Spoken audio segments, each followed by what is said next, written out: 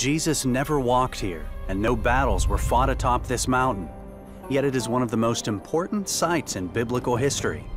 Now, new discoveries are putting to rest decades of debate about Qumran and the people who lived here.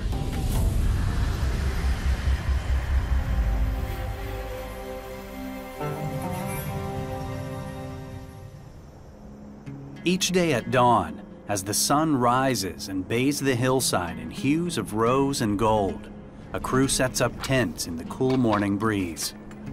Dr. Randall Price of Liberty University leads a team that is only the third in history to undertake a major excavation on the Qumran Plateau. And this was a community unlike present-day Judaism. They were looking for their Messiah. They understood the scriptures. And so that fits more with what we understand, certainly in terms of the New Testament. They were looking for Jesus Christ. They had a very clearly defined understanding of who the Messiah was from the Old Testament scriptures, but then they had a developed view through the time between the Testaments, which is reflected here. At this site, pottery and its contents will help define who lived at Qumran. One discovery has already drawn a direct connection to the Dead Sea Scrolls. This is the only intact oil lamp that's been found out here? There was one just like this with a little shorter nozzle that was found in Cave 1 where the original scrolls were first found. It didn't have this little handle on the end. This is a Qumran-style oil lamp. It's around the 1st century BC. And so it's very unique, and it was found right here on the plateau along again with these deposits. And the fact that you found this within the community and similar pieces in the caves really draws a tight connection between the community and the caves in the writing of the Dead Sea Scrolls. Yeah, certainly in the time period as well. Previously, some scholars speculated the people of Qumran, the Essenes, simply stored the scrolls after they were brought there from Jerusalem. Some even suggested the Essenes knew nothing about the scrolls whatsoever. For years, liberal scholars tried to say that Qumran wasn't a religious community, but a couple of discoveries really refuted that idea pretty solidly. Now first, oddly enough, was the location of their latrines. Now 2 different religious texts, believed to have been written by the people that lived right here, spelled out very specifically where latrines were to be located, far outside of the community, and how they were supposed to be used. So archaeologists followed those instructions like a treasure map.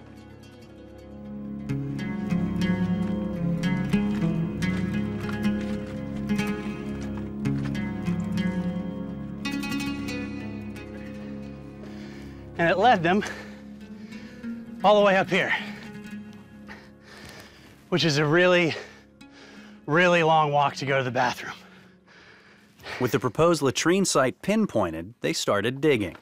Now, they didn't find any structures up here, but biological archaeologists took a lot of soil samples. And what they did find were the desiccated or completely dried out remains of 3 different types of parasites only found in the human digestive system, which is really gross, but still kind of fascinating.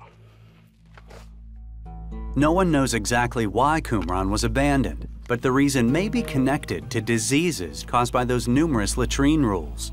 Their practices, which included having to wash in a communal bath after returning from the distant latrine, actually allowed parasites to flourish and spread. At the time, roughly half the population lived to be at least 40.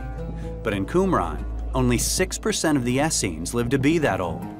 Those rules in the distant latrines were meant to help keep the community pure and clean. So it may seem like a surprise that Price and his team have also found numerous animal bone deposits very close to the settled area.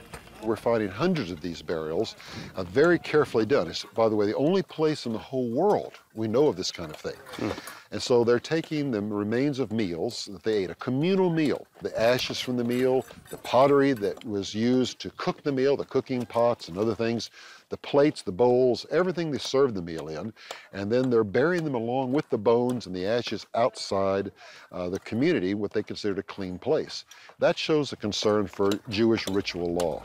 Price believes the people who lived here were partaking in the Messianic banquet, a direct precursor to the Last Supper and Holy Communion. Its origins are found in the Old Testament book of Isaiah. On this mountain, the Lord Almighty will prepare a feast of rich food for all peoples, a banquet of aged wine, the best of meats and the finest of wines. That text is also reflected in a Dead Sea Scroll known as the Messianic Rule. There it talks about people sitting down for some kind of communal meal. They shall eat in common and bless in common and deliberate in common. But it talks about the bread and the wine, the high priest, and then after him, the Messiah of Israel. And when the table has been prepared for eating, and the new wine for drinking, the priest shall be the first to stretch out his hand to bless the first fruits of the bread and wine. They shall separate from the habitation of unjust men, as it is written, prepare in the wilderness, make straight in the desert a path for our God. Now they anticipated this based on the Isaiah passage being in Jerusalem. So I think they're perhaps rehearsing that here in a way as later Christians did when they took the bread, they took the wine, and it was anticipatory of the Lord's death until he comes. So they're looking for the Messiah to come, and then the bones and everything related to it, because this was a sacred meal, the vessels and things that cooked the meal could not be used for common use again. So just as the sacrifices in the temple were treated as sacred and buried outside the temple area ritualistically, we're seeing the same sort of thing here. I think so. These are probably people who were priests connected with the temple at some point. They came out here separating from the community in Jerusalem, but they're following the same religious law. Each day, their work takes them closer to the culture of the people who lived here. They begin at dawn to avoid the overbearing desert heat. The work is slow and difficult, and they have to be meticulously careful, even though it takes pickaxes to break through the sometimes rock-solid ground. Even the smallest discoveries can prove significant. We also have a jar handle we found just this season with a stamp in it. So at first glance, you find something like this. It's a nice diagnostic piece, but right. Flip it over and you find a nice seal there. Right. While the jar handle is considerably eroded, experts at Hebrew University believe that is the Jerusalem seal from the Hasmonean period, roughly a century before Christ. Similar examples have been found in Jerusalem's Jewish quarter, but it's the first discovered at Qumran. And that will give us the kind of dating we need in sites like this. After a few hours of hard work, the team gathers for a late breakfast. It's interesting, we're breaking bread in sort of the same general location where they would have been people in this community enjoying the Messianic feast. You have to think of that every time you sit down for breakfast.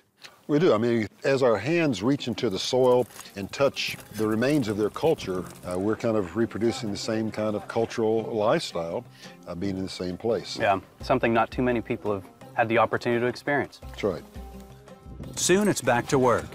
With this season wrapped up, Price will need the next few years to analyze and present the data and to test some theories.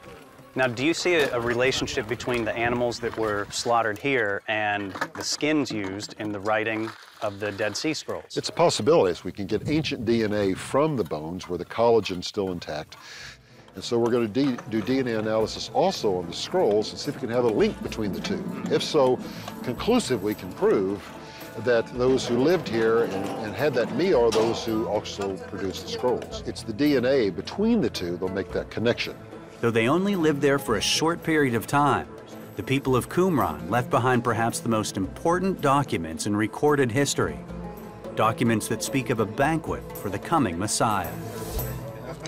And that seems to be a really strong connection between Old Testament and New Testament. It is, and this is why the Dead Sea Scrolls are so important to Christian studies or New Testament studies, because they lived in a time when Jesus came and the formation of the church was taking place, and it's the only opportunity we have to see this narrow window that no one else explained to us. The Pharisees, the Sadducees left no writings, but these people did.